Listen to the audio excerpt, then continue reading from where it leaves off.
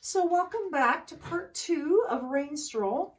During the break, I actually forgot to turn my camera on for a bit. So basically all I did was brighten some of the yellows and reds a bit to make it pop a little more. And of course then put a little more reds and yellows in the path. And I drew the lady, which I will give you the traceable for in the description. And I kind of roughed in some main branches of this tree that's going to arc over. So I'm going to use the smallest round brush. It's a number 2, but whatever smaller round brush you have. And I want to encourage you to try really hard not to paint too precisely. As I say that, I'm kind of snickering to myself because that is something that I am really not the best at. That's one of the reasons that I don't teach a lot of realism, because I tend to get too tight when I paint realistically. So, and that, and some people really love that. I mean, technically, the more precise, tight realism that I paint here on YouTube, the more views I seem to get. But in the art world, and people who like more creative approaches, we usually look for something that evokes an emotion or something that kind of goes beyond just the image.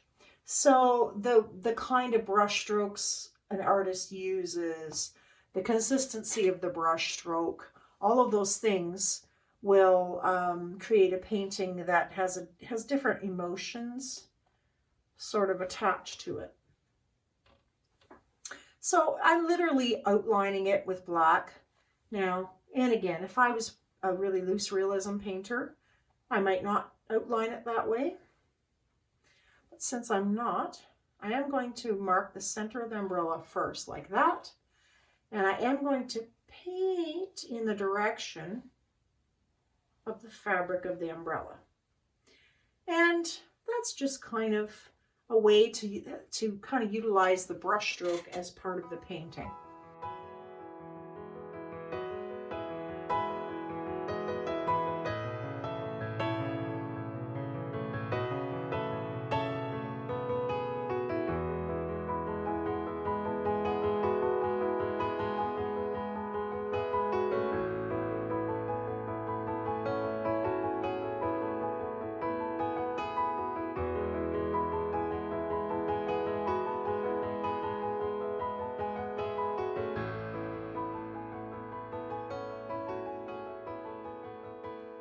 I'm going to take my brush, I'm not washing black off, and I'm going to dip it in my white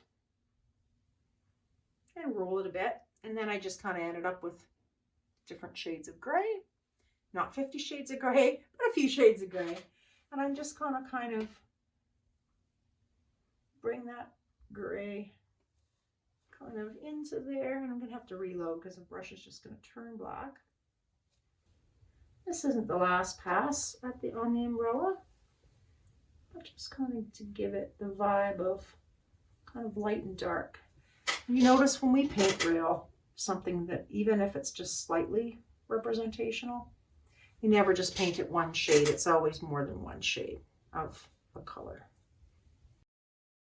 I'm going to make her coat kind of a magenta. I'm going to put a little bit of cad red in with my magenta, just to give it a little more of a hint that it's on the red end of pink, not on the purple end of pink. I'm going to make her tights or pants or whatever they are, just a darker burgundy-ish red.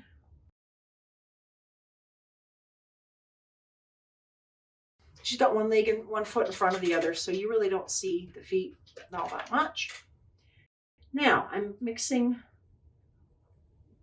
quite a bit of water into my black, so it's really soupy. You can see on my hand how soupy this black is. Very, very wet. That is so that I can just go with this baby bear brush or small round brush, and I'm just going to start at the base of her feet, and I'm just going to put a little wet paint this way to make a shadow.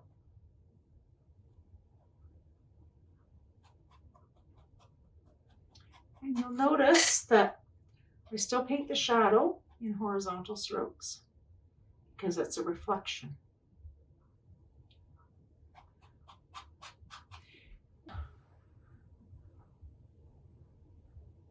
A little bit darker. I had a little bit more, too much water. You'll notice soon right away if you have too much water or not enough water in your black. You don't want the shadow to show up more solid than the actual person. So this is the umbrella up here. Umbrella reflection.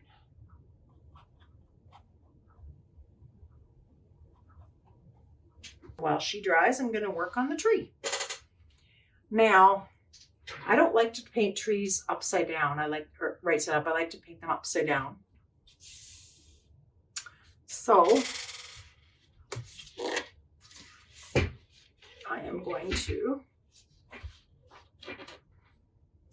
move it this way, and I'm going to switch to my larger round brush,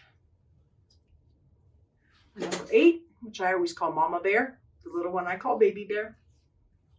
All right, so for the tree, again, you want to overload Mama Bear a little bit, kind of like we did for the umbrella, because you want little like accidental textury lines in the bark anyways. So I've kind of sketched it out a little bit with my Sharpie at the beginning there.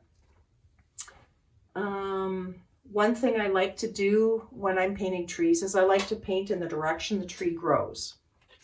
So because that's really far away from me, I'm going to pull this towards me a little bit. Hopefully the camera still sees there. And I'm just going to start my tree. Now, of course, I'm just sort of scubbling to the edge of those bushes there, because it's a little difficult to paint the tree behind the bushes after the fact, but not impossible. Nothing's ever impossible. So I can kind of spin my brush as I paint to get all that luscious paint off of there. Now I'm going to have to reload. And I'm just bringing one branch going off the side. Thing about branches is they when they branch apart from each other, they create V shapes like that. So one thing that sometimes I see new painters doing is painting them to cut a branch coming straight out sideways from the main branch or from the trunk. And while there are some trees that do that, most trees do not. So once this gets to the point where the branch is thinner, I'm going to switch to Baby Bear, or the smaller brush. So I'm not going to go all the way because this branch is going to be a bit smaller. This one is a little bit bigger, a little more high up. So I'm going to, so one goes off the side. You always want branches going off the side, obviously, since it's near the side of your painting. It wouldn't not have any brushes going that way. So there's branches, I should say, not brushes. I don't know, branches can do anything you want. That's the fun thing about painting tree branches. Okay, I need to switch to the other brush. So, smaller brush. And this is about the time I usually tell people that this is why it's called artwork rather than art play. Because things like branches, they just take a little while. That's just the nature of the game. So my apologies if I was not on camera there for a second. You're kind of designing the trajectory of this tree.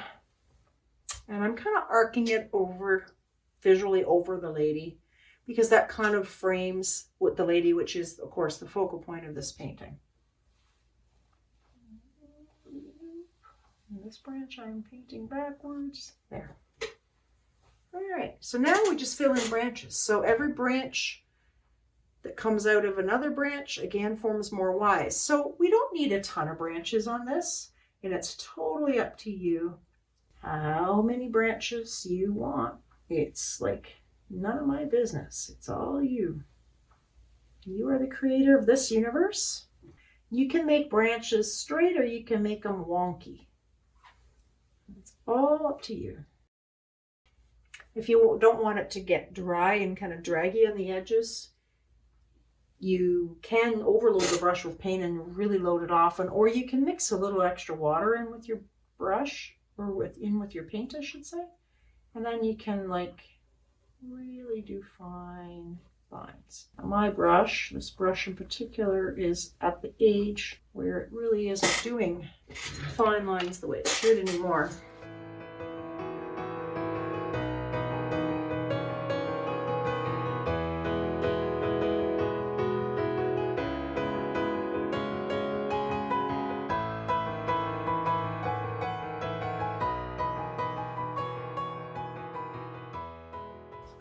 I actually don't like painting side to side. When I paint, I like to pull downwards.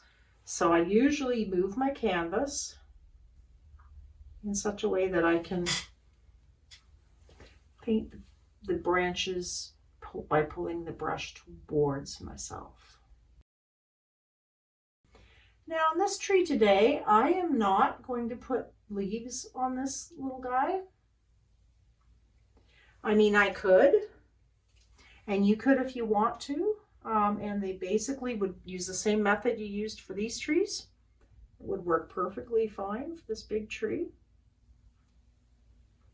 But the reason I'm not going to is because it kind of has a fall vibe, of course, this painting, and I'm going to pretend that this tree's lost all of its branches already. And I mean, I like naked trees, so that's partly why I'm pretending that.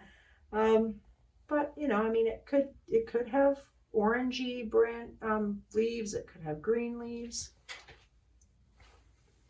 I am realizing, by the way, why I don't usually do videos where I'm talking as I'm painting. I usually paint and then I talk and add the talking head afterwards. If I do add a talking head, which isn't always.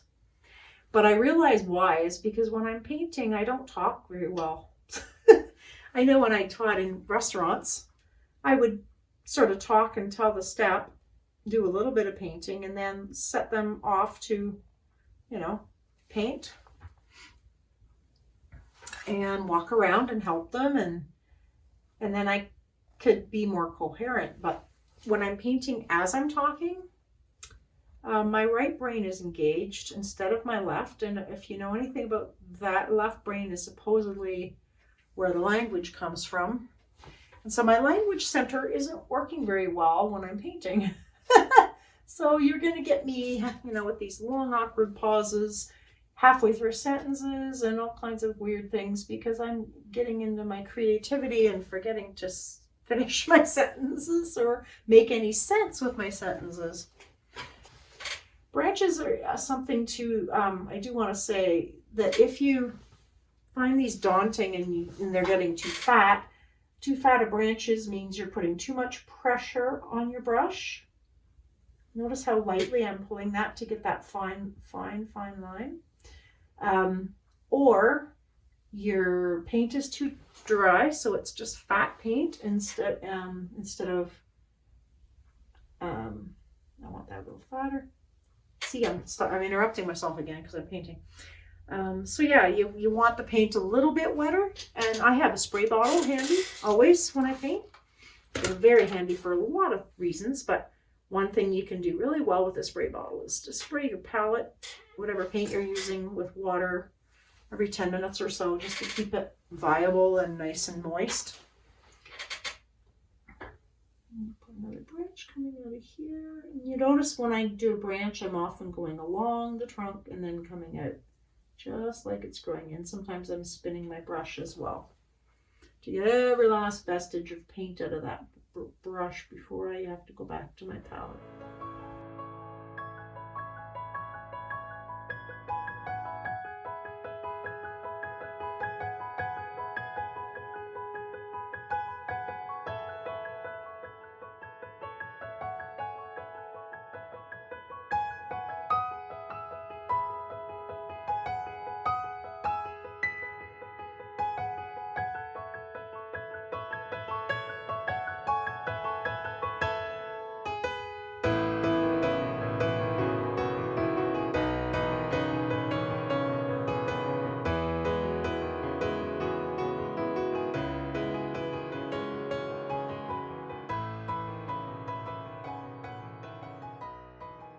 you get really good at using a brush, I just love the subtlety you can get in these fine, fine little branches.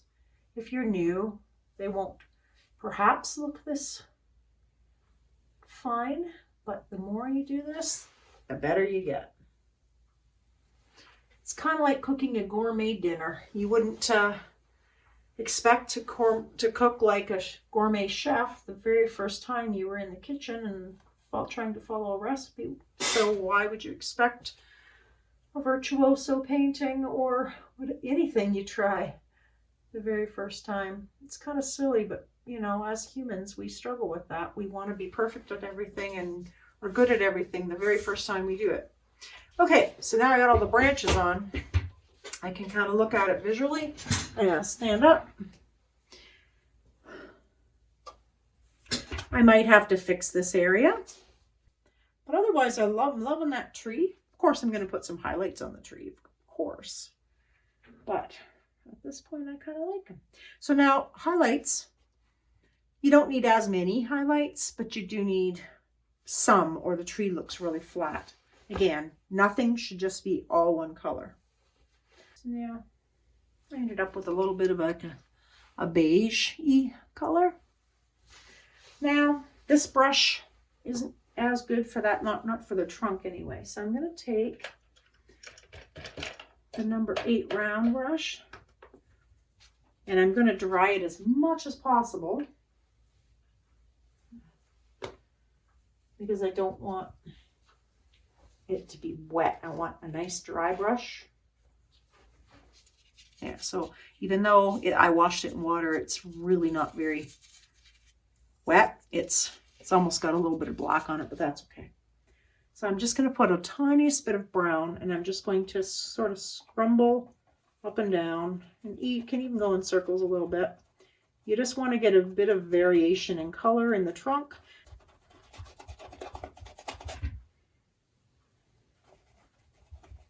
So literally, I'm not even thinking about it. I'm just kind of, yeah, scrumble, scrumble.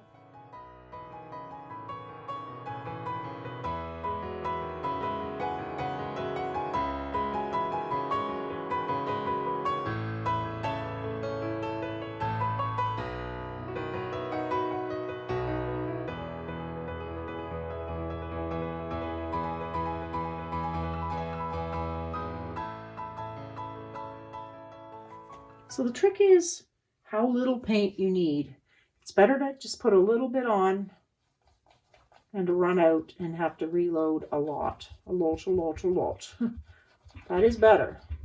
Because if you put too much on, you're just going to cover all the black tree. Even that's a little bit much. But if I scrumble it quickly before it dries, I'm okay.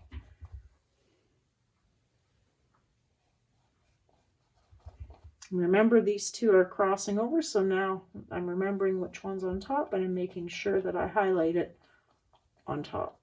Once you get into these finer ones, yes, you need to switch to Baby Bear, the smaller brush, but I'm still not going to go to that really tiny one that I just used because it's too liney. It would. So again, Baby Bear, but really dry. Very little paint. You won't even be able to see that paint. There's so little.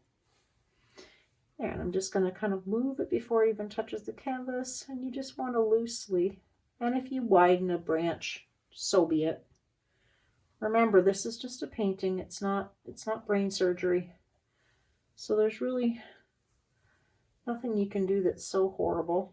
You can also settle it up with your finger if you really get a lot. I know I say that a lot. But literally just a dot of that brown is all I need to get a little highlight on a branch. And do not feel like you have to highlight every single branch. You're going to want to highlight the larger ones, of course, more so, for sure. But you don't need to highlight every single branch. And it's not like you're drawing a stripe on one side of the branch. You're just sort of scrumbling, if you can, if the branch is like wide enough that you can scrumble, that looks really good. If it's too narrow and you can't scrumble, you just want the tiniest little bit, and then you want to move it even with your finger, just a bit. Now I often get carried away with highlights, but you don't need to highlight every branch, just the choice ones.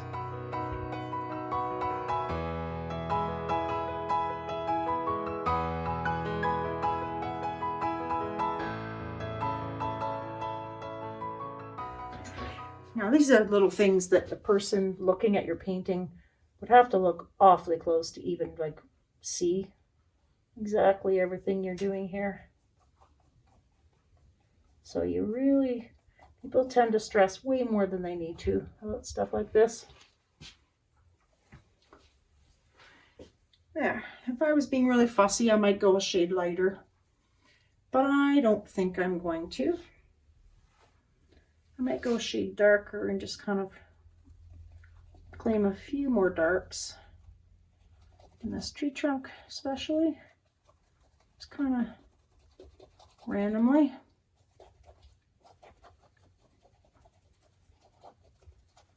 It kind of was getting a little too light. There we go.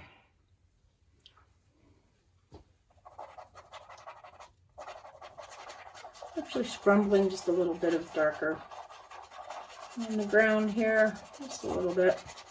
Being really rough with this brush. Like I say, it's really old, so I don't mind. Okay, like I say, these bushes need to look like they're in front of the tree. So remember how we used our sponge to get some of these nice tree shapes? To find some of the colors in those bushes.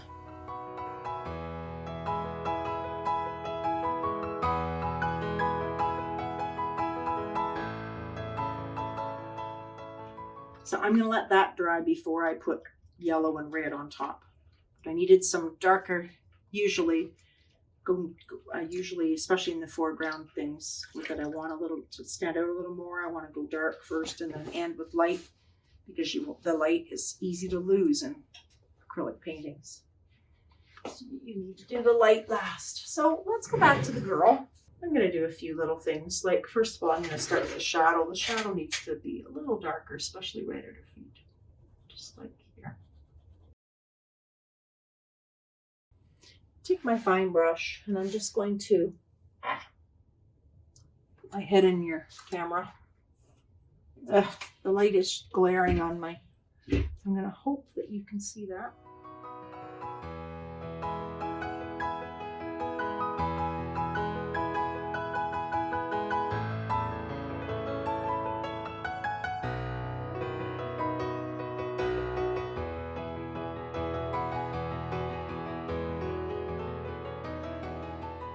Now, if you overdo this, any of those lines can be settled up by putting a little black on top. This is just like that little thing that there in the center of the umbrella. Beautiful. Now, well, I've got that brush with some white on it. I'm getting some pinky red to put a few highlights in her dress. I keep calling it a dress. It's really more of a coat.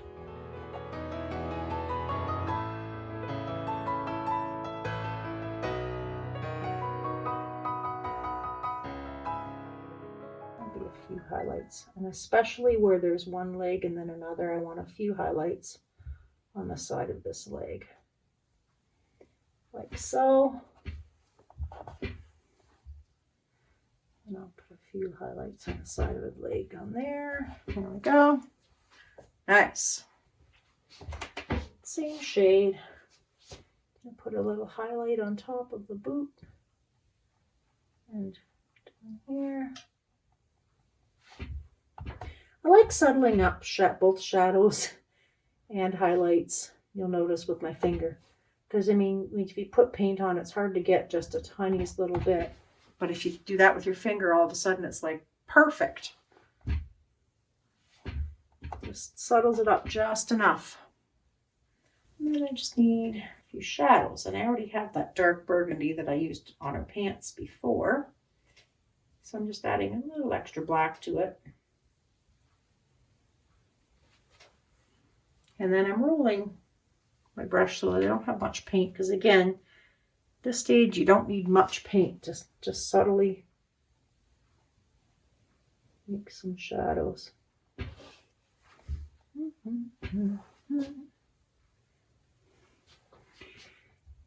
Now,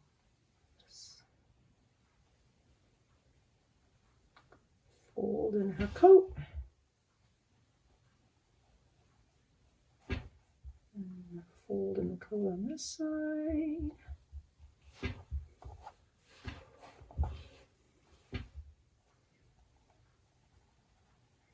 And then the coat closest to the umbrella would be kind of darker as well.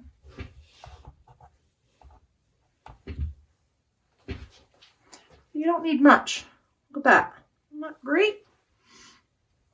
Now the boots highlight just bother me a little bit. So I'm just going to take some black again, and not that much black. The further you get along in a painting, the more you use like very little bits of paint on your brush. So in this case, I'm just going to put some red foliage right like that. Isn't that pretty?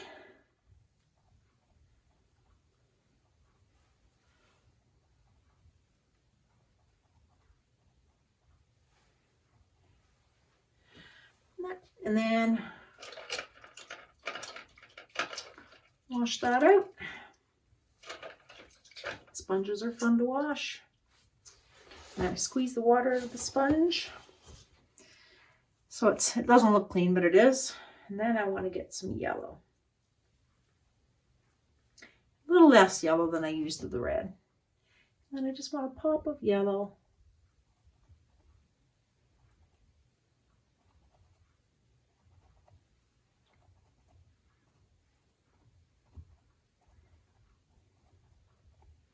And the more I push, the more I dab, the more it turns orange. The less I dab, the more they stay separate, like separate colors. So, you know, I can fuss with the painting forever and ever. I really can. And you can just keep fussing and fussing till you're blue in the face. And yeah, just drive yourself crazy. But I think I'm going to call that a day. So here is our finished painting. I'm going to give you some close-up views. There's the bush we did at the end. If you go really close, it doesn't really look like a bush. It's just a bunch of dots and smooshes. But when you sit back, it looks really cool. And then, of course, we have the tree going around. And we come down visually and we see Our Lady walking. Isn't she beautiful? And this beautiful path leads us up and around. This painting really takes the eye around. So I'm hoping that's effective and that you enjoyed this tutorial. And I hope to see you back next week. Bye.